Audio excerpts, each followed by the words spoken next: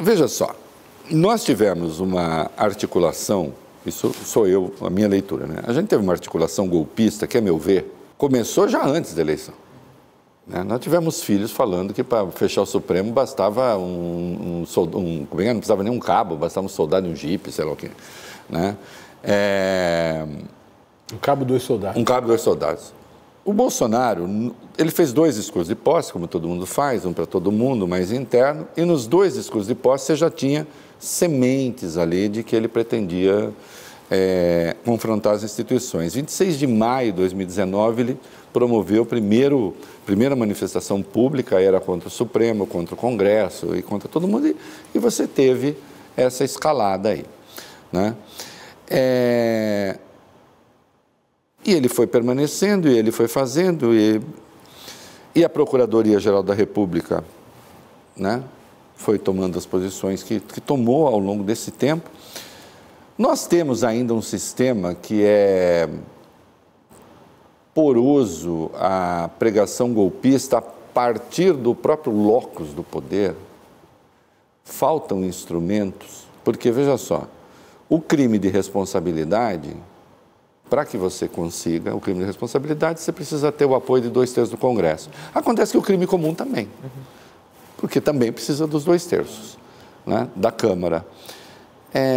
Um presidente da República não pode demais, no fim das contas? Deixa eu arrematar a pergunta. Por favor. Nós devemos ter no Brasil algo como foi feito na Alemanha, um grande órgão estatal de proteção da democracia? Vamos lá. Convém essa... Uma reflexão aqui um pouco para trás. A democracia brasileira é extremamente jovem, não preciso nem dizer, né? Assim, do ponto de vista histórico, ontem a gente vivia sob um regime de exceção, né? Eu, com 46 anos, nasci ainda dentro de um regime de exceção. 88 está anteontem. Do ponto de vista histórico, então, 8 de janeiro é há 4 segundos atrás, né? Isso. Plum. E nós sofremos uma tentativa de golpe, ponto. Atabalhoada? Sim, mas assim, claramente com intento golpista. Essa democracia jovem, como toda juventude frágil, se mostrou firme.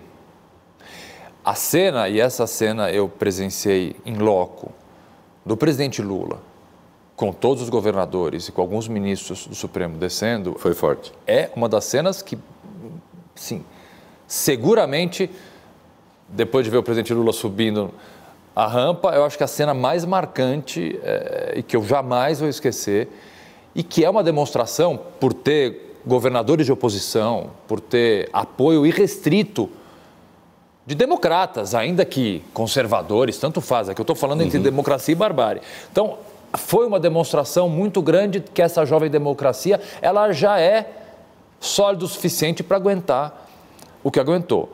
Mas nós percebemos, por outro lado, que o arcabouço legal ele precisava de uma revisão. Tanto que, no dia 10 de janeiro, o ministro Dino me deu uma tarefa que foi escrever um novo texto, que agora foi assinado pelo presidente Lula, alterando partes da lei em defesa do Estado Democrático de Direito. Porque, de fato, alguns tipos penais que a lei anterior deixou de prever, o 8 de janeiro nos mostrou que a gente precisava deixar disposto. Financiamento a uma tentativa de golpe, divulgar através de redes sociais um chamamento, a incitação à prática de atos golpistas e atentatórios contra a democracia. Isso a lei não conseguiu prever. Natural que depois de um acontecimento grave como nós tivemos no 8 de janeiro, se observasse a necessidade de se adequar a uma lei que é extremamente recente, né? A lei é do governo Bolsonaro, Sim. É uma lei de outro dia. 2019. Mas a gente precisava, e foi isso que foi feito. Foi feita uma redação aí muito cuidadosa, que foi objeto de críticas recentes, até de parcela significativa dos meus colegas criminalistas, e as críticas são, óbvio, sempre super bem-vindas. Tenho discutido com parlamentares esse texto, porque há críticas também com relação a penas aumentadas, etc, etc. Mas sim, depois do...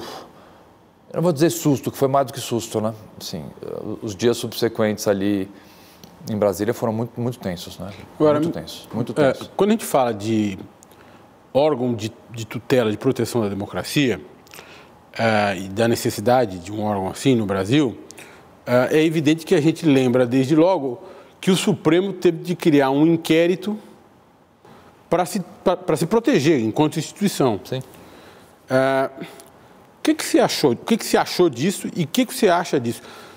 Ou seja, há outras jurisdições, outros ordenamentos em que a Suprema Corte, por exemplo, nessas situações se socorre de mecanismos de proteção e tutela. Uma procuradoria própria, tem países que têm isso. O Supremo acabou sendo investigador de atos atentatórios contra si e contra a democracia, e, ao mesmo tempo, juiz. Né? E isso criou, obviamente, um curto-circuito na cabeça das pessoas. Sim.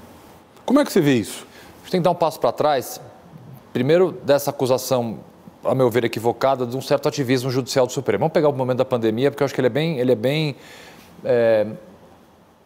exemplificativo dessa crítica infundada. O Supremo se mete em tudo. Não, pera um pouquinho, o Supremo é demandado. Exato. O Supremo é demandado.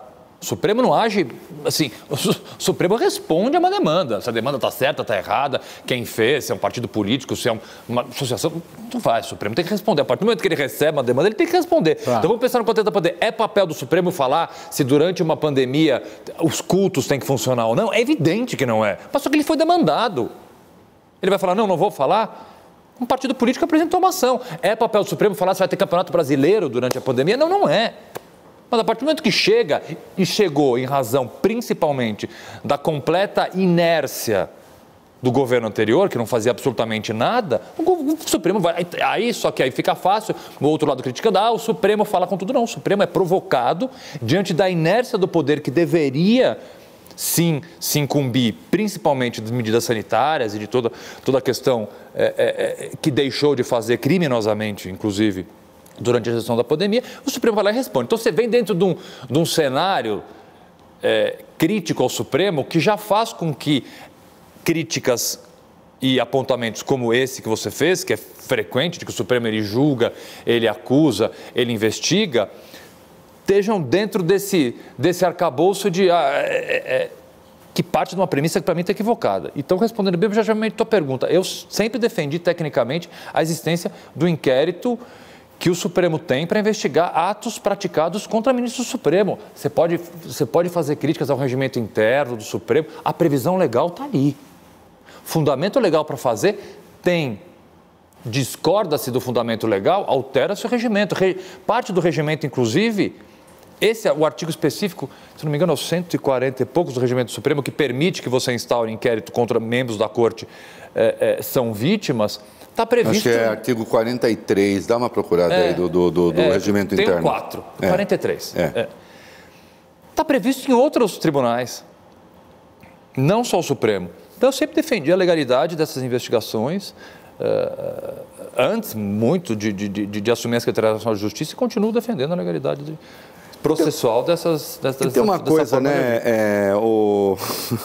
A extrema-direita quer que as Forças Armadas sejam o poder moderador do Brasil, mas a verdade é que quem conserva características de poder moderador, no fim das contas, acaba sendo o Supremo, porque a decisão última é dele. E não só no Brasil. E não só no Brasil. As grandes democracias no mundo todo. Porque senão é quem?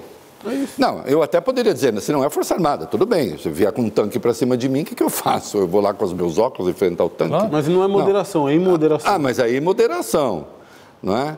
E no caso... nós precisamos lembrar, 43 mesmo? Um velhinho, tá? Boa. Tá vendo? Suave. Cadê suave? Cara, não é bolinha. E no caso em questão, veja só, nós estamos falando do inquérito 4781, né? Que é aquele que o Toffoli abriu de ofício com o Alexandre de Moraes, como presidente do inquérito, o relator, e a partir dali outros que se desdobraram.